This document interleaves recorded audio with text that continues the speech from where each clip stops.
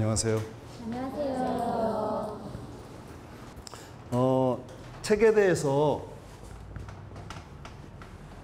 대해서 말씀을 드려야 되는데, 책의 일생에 대해서는 제가 특별히 말씀을 드리지 않으려고 해요. 왜냐하면 그건 워낙 기계적인 거기 때문에 책이라고 하는 것이 무엇인지를 좀 말씀을 드리겠습니다.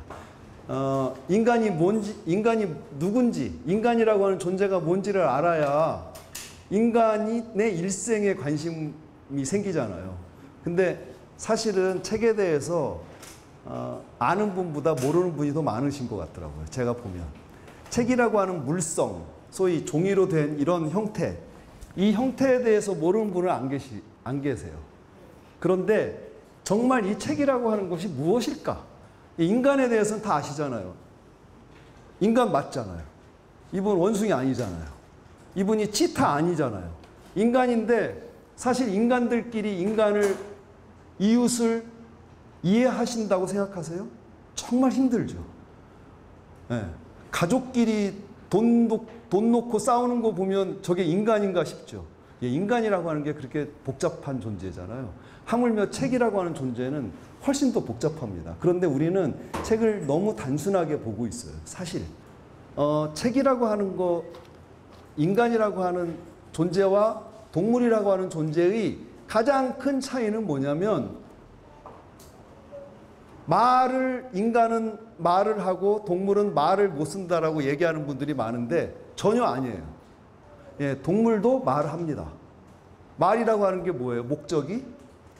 의사소통이잖아요. 의사소통을 하기 위해서 말이라고 하는 걸 했는데 동물도 말 다 합니다. 서로. 그죠? 까마귀가 깍 하면 나 너 사랑한다는 거고, 깍 하면 내 음식에 손대지 마라. 까깍까깍 그러면 저 여자 내 여자야, 이런 거예요. 다 결정돼 있다고요. 개미도 그렇고 다 있어요. 동물 다 있습니다. 그런데 없는 것이, 그래서 제가 절대로 언어가 아니라는 거예요. 동물과 사람을 구분하는 결정적인 차이는 언어가 아니라는 거예요. 동물과 사람을 구분하는 것은 글자예요. 문자가 있느냐 없느냐가 결정해버립니다.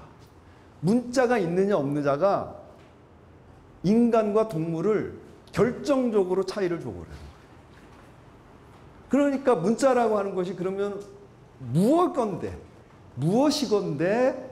그 수많은 지구상에 존재했던 동식물 중에 인간만이 이렇게 변모해왔을까? 그건 바로 문자 때문이라는 거죠. 소설을 쓰건, 인문학에 관한 책을 쓰건, 미술에 관한 책을 쓰건, 무슨 책을 쓰건 설득을 하는 거예요. 독자를 설득하지 않으면 그 책은 실패한 책이에요. 그렇죠? 인간이라고 하는 게 굉장히 복잡한 존재이기 때문에 막무가내로 설득을 한다고 설득이 되는 게 아니에요.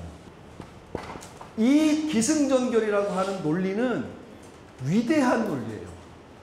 인류가 낳은 논리 중에 가장 위대한 논리 중에 하나가 이 기승전결이에요. 이게 언제 나왔냐면 당나라 때 당시에서 나온 논리예요. 서양의 논리가 아닙니다. 당시에서 처음 나왔는데, 중국 시의 역사는 당시가 올 때까지, 당시까지 최소한 2000년 이상 동안 전통이 있었어요. 기, 시작, 승, 여기가 전, 이렇게 안 나와요.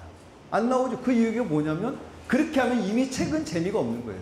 다 알려주는 거잖아. 알려주지 않는 거지. 내면에 법칙을 넣을 뿐이지 절대 외적으로 보여주지 않아요. 그래서 그걸 찾을 때까지 책을 읽게 됩니다. 그러니까 이 책을 많이 읽은 사람은 그걸 자동적으로 알아요. 아, 책이라고 하는.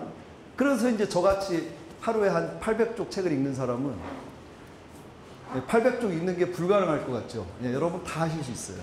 왜 그러냐면 책을 많이 읽다 보면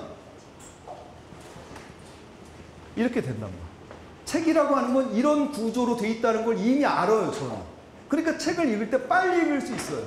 어떻게 전개될지가 예측이 가능해요. 그래서 예측도 가능하다. 책을 많이 읽은 사람은 예측이 가능해요. 그게 빨리 읽게 돼요.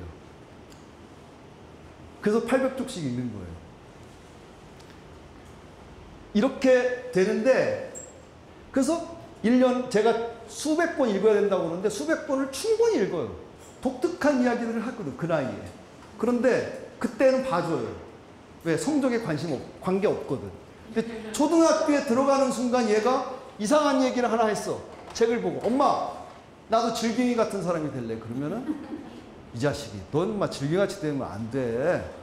어? 너는 장미 같은 사람이 돼야 돼. 이래가지고 얘의 질경이에 대한 지식을, 얘 왜 그러냐면 공을 굴릴 때 원만한 공은 잘 굴러가요. 아무 문제가 없다고. 이때 이게 튀어나올 때, 이것을 부모님들이, 여러분도 튀어나오지 않으면 내가 잘못 살았다고 생각하셔야 돼요. 내가 평범한 삶을 살고 있으면 여러분은 실패했다고 인정을 하셔야 된다는 거야. 그거를 즐기시면 안 된다는 거예요. 그러면 안 된다고. 인간의 삶은 계속 튀어나오는 것이 정상이에요. 그게 생각하는 인간이라고. 남들 따라가는 인간은 당연히 튀어나올 일이 없지. 이렇게 튀어나온다고. 그러면은 울리면 어떻게 돼요?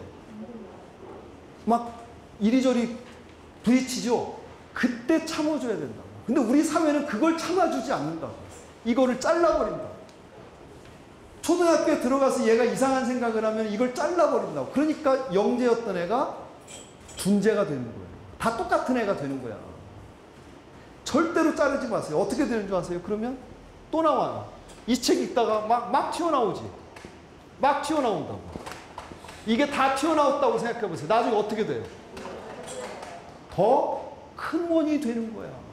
더 큰 원이 되는 거라고. 이제는 이렇게 튀어나오면, 이제는 굴리면 다른 애들이 10바퀴 갈 때 얘는 3바퀴만 가도 멀리 갈 수 있잖아요. 또 튀어나오는 거지, 또. 이렇게 해서 큰 인물이 되는 거예요.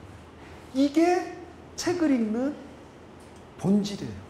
즐거움에서 시작했으나 마지막은 창대하게 끝나는 거예요. 그래서 더 자극적인 걸 끊임없이 찾는다고. 그러나 책은 안 그래요. 모든 책이 똑같이 나를 성층권으로 올려준다. 그런 책을 읽으면서 그런 삶을 한번 살아봐야 되지 않겠어요? 책은 그런 역할을 하는 겁니다. 책은 물성이 중요한 게 아니고 그 안에 들어있는 영혼이 중요하다.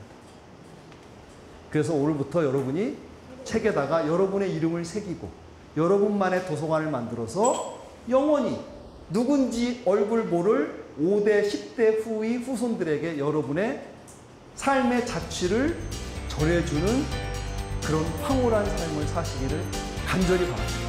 감사합니다.